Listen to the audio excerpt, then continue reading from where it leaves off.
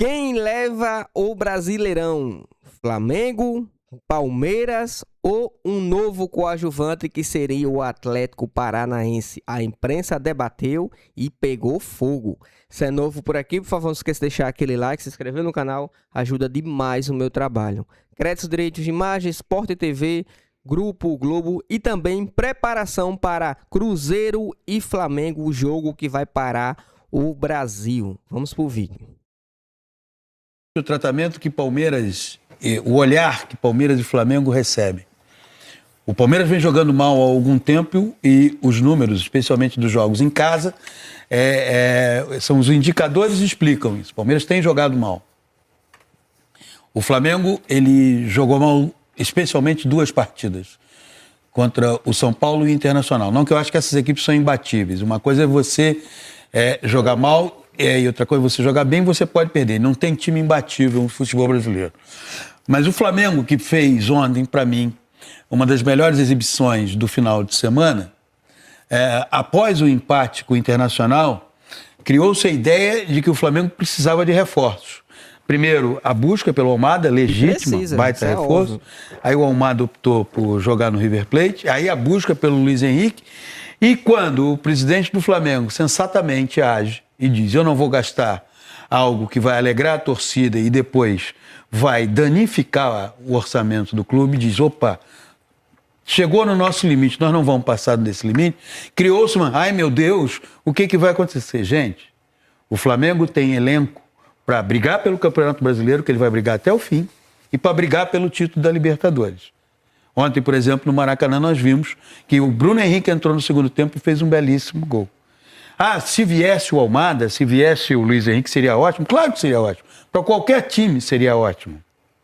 Agora, o Flamengo, para brigar por títulos, ele não depende da chegada do Almada e do Luiz Henrique. Assim como o Palmeiras não dependeria da chegada do Danilo para brigar por títulos. As oscilações dessas equipes, Flamengo e Palmeiras, no caso do Palmeiras, elas têm sido mais frequentes do que a do Flamengo, elas não passam pela qualidade do elenco. Elas passam por questões que envolvem o trabalho desenvolvido pelos seus técnicos, ambos portugueses, Abel e Bel Ferreira e Leonardo Jardim, e como os jogadores também estão respondendo a esse trabalho dentro de campo. Não alterou nada. São os dois melhores elencos do futebol brasileiro. O terceiro colocado do campeonato, que é o Furacão, praticamente manteve o elenco do ano passado. A campanha é espetacular, porque dificilmente você vê uma equipe ela sair da Série B para a Série A e brigar por uma vaga direta à fase de grupos da Libertadores da outra temporada. E o Furacão praticamente já assegurou essa fase de grupo, a não ser que comece a cair muito, mas não há como, olhando para um elenco e outro, você dizer: se não tiver reforço, não vai brigar pelo título. O que o Flamengo tem é suficiente para o Flamengo brigar pelo título de Libertadores e Campeonato Brasileiro, e o que o Palmeiras tem é suficiente, inclusive, em cima disso que o Ricardinho falou. O desafio de Vasco, Santos, por exemplo, é que eles estão em 3 competições e pode faltar oxigênio técnico aí para conseguir segurar essa onda. Santos, Vasco, qual outro você citou? Santos, o Vasco, o Galo está em 3 competições, o Grêmio já está em 2, porque saiu do... O Cruzeiro está em 3 também. O Cruzeiro tem um elenco que se... Mas no caso dos dois, na zona do rebaixamento, com todo o respeito, mal tem elenco para uma competição, né? Eles vão com todo respeito. Eles vão chegar uma hora que eles vão ter que optar. Que dirá para 3. Eles vão ter que optar, né? A gente vai discutir isso mais adiante. Mas o que eu quero ressaltar é que houve um movimento, poxa, vai ao mercado, vai trazer... Ótimo se os possíveis reforços tivessem vindo, mas não altera nada a capacidade desses dois de disputarem o título. Porque nos últimos anos o Flamengo acostumou mal o seu torcedor a, na janela, melhorar o que já era ótimo. Você pegar de 19 para cá, é quando o Flamengo vai às compras e torna os elencos que já eram muito bons ainda mais especiais. Sim, mas esse ano não precisa fazer mais isso. O Flamengo do ano passado com o Felipe Luiz, o Flamengo não tinha o Paquetá e o Pedro ficou uma boa parte da temporada lesionado. Esse ano não precisa. O que precisa é ter um trabalho mais bem desenvolvido, como nós vimos nos primeiros 45 minutos do jogo de ontem contra o Vitória. Eu acho que não é sobre precisar, é sobre poder. Como o Flamengo... Não, mas aí o poder, só para concluir, o poder precisa saber. Sabe por quê? Porque o poder tem limite. Não, e assim, porque eu tenho dinheiro, então eu vou comprar 10 carros. Tudo bem.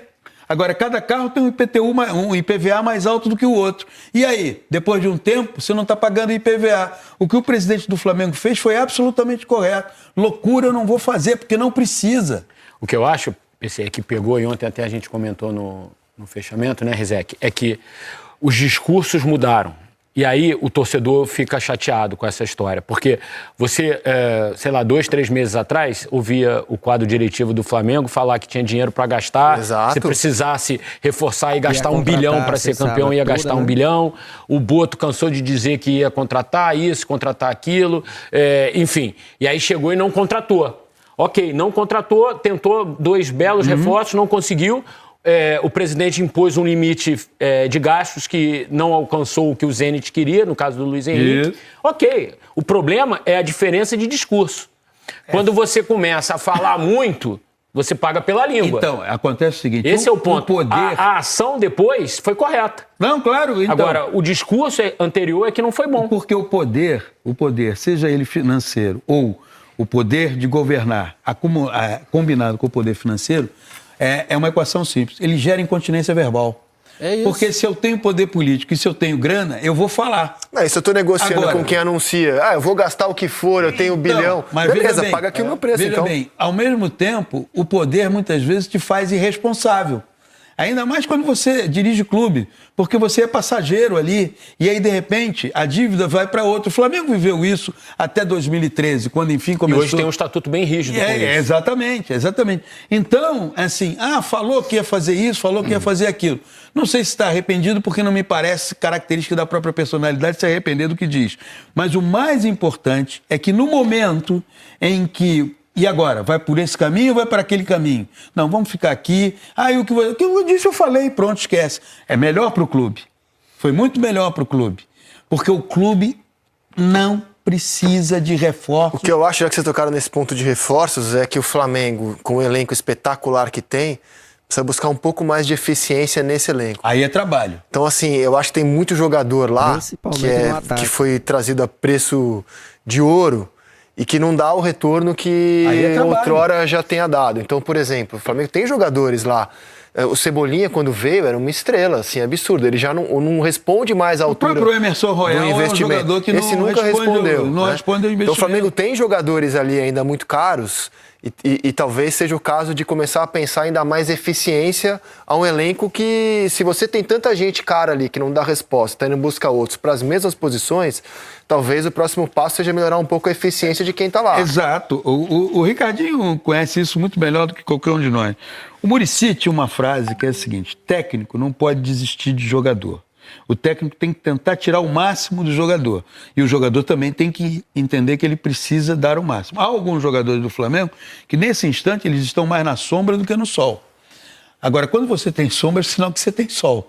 Então, trazer esses caras novamente para cá, resgatá-los, é fundamental. E esse é o desafio. Ou também seguir a vida. Não, trocar, mas nesse instante... Seguir a vida. Ou seguir a vida. Sim. Mas nesse instante, o Léo Jardim e o Abel não podem dizer um ai de elenco. Não. Na comparação com os outros? Não, nem comparação. Não pode. Mas claro que não. Mas aí é o desafio do treinador, né? Uhum.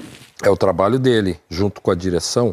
Você pode trazer outros jogadores, se você tem condição financeira, pode. Só que desde que você possa equacionar o elenco. Se você tem jogadores, você não desiste deles, mas mesmo assim eles não conseguem te dar o retorno, ou o treinador tem com habilidade conduzir de uma forma que ele possa ser inserido novamente no processo e possa render, ou o clube junto com o treinador, junto com o atleta, arruma um caminho para que aí sim abra uma lacuna para trazer um outro jogador que possa render, que possa ser uma opção se esses não estão sendo.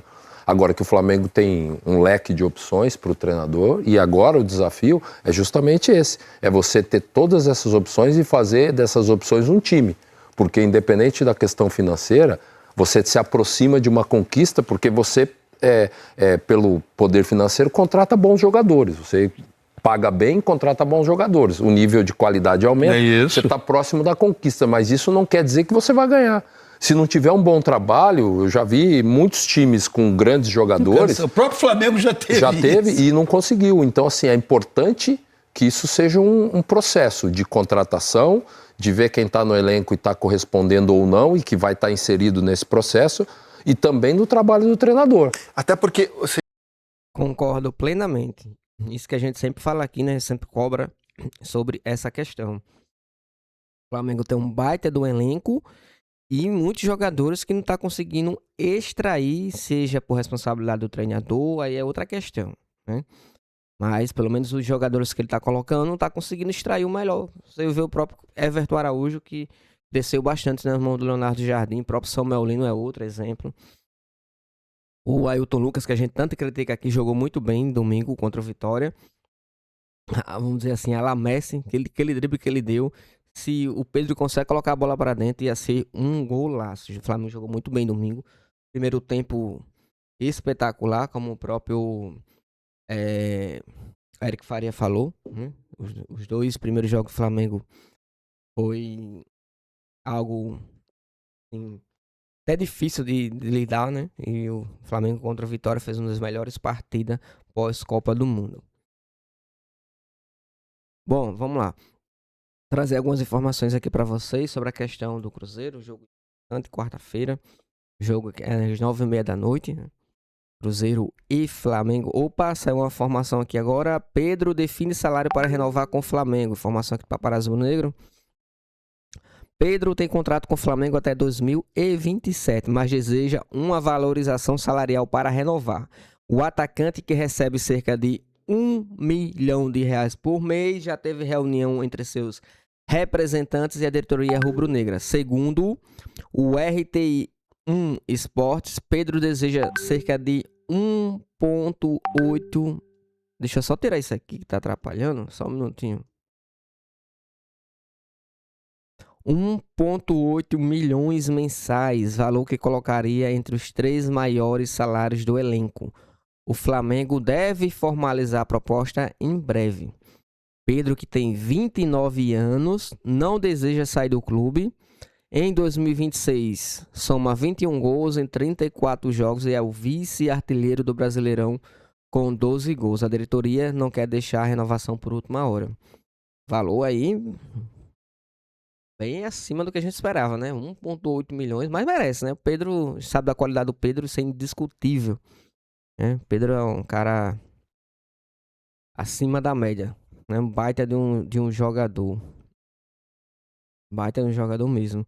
E tivemos aí o falecimento, né, da ex-dirigente aí da torcida organizada do Flamengo. Deixa eu só trazer aqui mais informações. Ele faleceu ontem. Vou pegar aqui para vocês. O Boladão, né? Deixa eu só trazer aqui mais detalhes sobre ele. Tá aqui.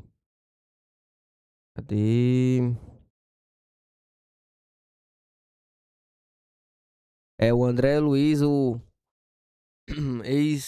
ex-presidente da torcida organizada do Flamengo. Vou colocar aqui, até o Paparazzo trouxe, né, sobre ele. Deixa eu colocar aqui pra vocês.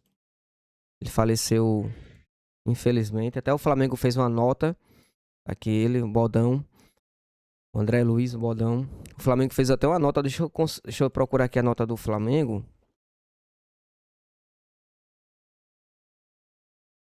Engano, cadê? Tá aqui tá aqui. André Luiz Valades, né? O Bodão. O Clube de Regatas do Flamengo. Deixa eu colocar aqui. O Clube de Regatas do Flamengo lamenta profundamente o falecimento do conselheiro André Luiz de Oliveira Valades. Flamenguista apaixonado, dedicou parte importante de sua vida ao clube. Conselheiro atualmente sempre participativo, exerceu diferentes funções na vida política e administrativa do Flamengo. Como membro eleito do Conselho de Administração, membro da Comissão do Esporte e do Conselho de Administração, membro nato do Conselho Deliberativo. Sua história também se confunde com a torcida jovem do Flamengo, para a qual entrou em 1993. Peço desculpa, a garganta também inflamada. 1993, ao qual foi presidente entre 2006 e 2008, mantendo um longo, da sua vida compromisso ao maior e incondicional pelo rubro-negro. Mas André será lembrado sobretudo pela pessoa que foi.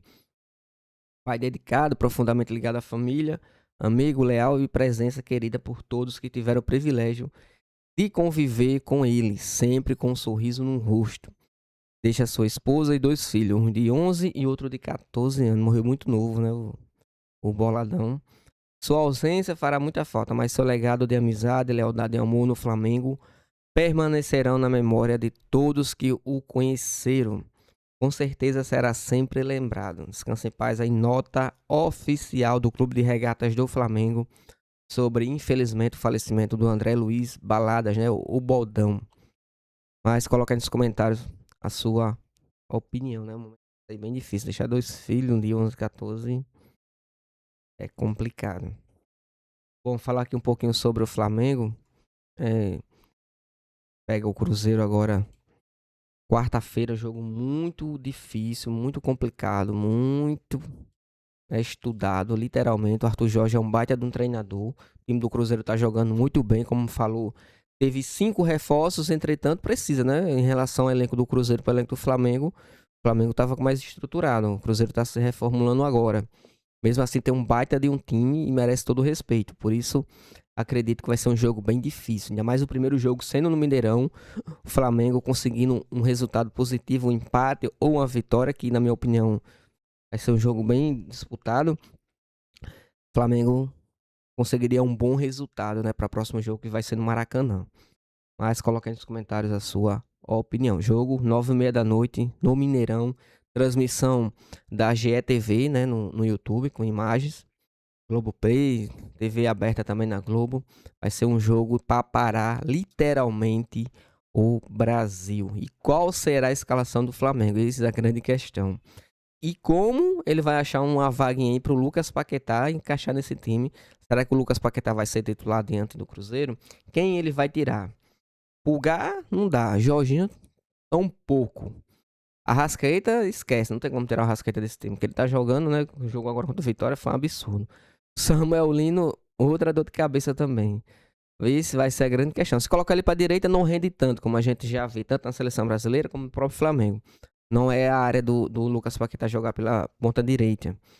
Ele rende melhor como segundo volante ou pela esquerda. Aí é uma dor de cabeça grande o Leonardo Jardim. Mas coloque aí sua opinião. Espero que tenham gostado do vídeo. Se puder deixar aquele like, se inscrever no canal, ajuda demais. Créditos, direitos de imagem, Sport TV, Grupo Globo.